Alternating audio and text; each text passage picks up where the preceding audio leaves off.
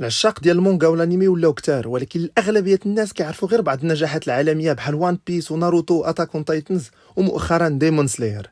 العالم ديال القصص المصوره والرسوم المتحركه اليابانيه ضخم وفيه تحف فنيه كثيره بغيتكم تعرفوا عليها من خلال هذه السلسله. في الحلقه ديال اليوم غادي نتكلموا على فيلم الانمي من نوع الرسوم المتحركه اليابانيه غوست ان ذا شيل اللي تم العرض ديالو لاول مره سنه 1995 واللي من اخراج مامورو اوشي بعد ما اعتمد على المانكا الشهير اي القصه المصوره ديال ماساموني شيرو اللي كتحمل نفس الاسم واللي تم النشر ديالها الاصلي بين سنه 1989 و 1991. كيتعتبر غوست ان ذا شيل تحفه فنيه وسينمائيه ديال الخيال العلمي كتطرق لاسئله فلسفيه عميقه عندها بلاصتها في هذه الحقبه اللي عايشين فيها، كتناقش مفاهيم الذكاء الصناعي والتكنولوجيا والتاثير ديالهم على المجتمعات في المستقبل القريب. غوست ان ذا شيل مهم بزاف في ثقافه البوب لدرجه ان المخرج الامريكي جيمس كامرون اللي دار تيرميناتور الاولاني والثاني تيتانيك وافاتار قال انه اول فيلم للبالغين في التاريخ ديال السينما اللي وصل لهذه الجوده في الروايه وجماليه الصوره. القصه كتتبع ماكوتو كوزاناغي اللي كلشي كيعيط عليها بالرتبه العسكريه ديالها ميجور، وهي القائده الميدانيه لقسم الامن العام رقم 9 اللي كيكافح ضد الجرائم الالكترونيه والتابع للجنه الوطنيه اليابانيه للسلامه العامه. غادي تحاول تشد البابيت ماستر قرصان رقمي نابغه حتى واحد ما كيعرف الهويه ديالو، ولكن هذه القضيه غير سبب باش يتطرق هذا الانمي لاسئله فلسفيه اعمق. اللي خاصكم تعرفوه هو ان كوزاناكي عباره عن سايبورغ، الامر اللي كيعني انها انسان عنده اعضاء الكترونيه وميكانيكيه كتخول لها الضعف القوه والذكاء ديالها. في العالم ديال غوست ان ذا شيل السايبورغ كتار، وكاين اللي مبدل العينين بكاميرات قويه، كاين اللي عنده عضلات ديال الفولاذ،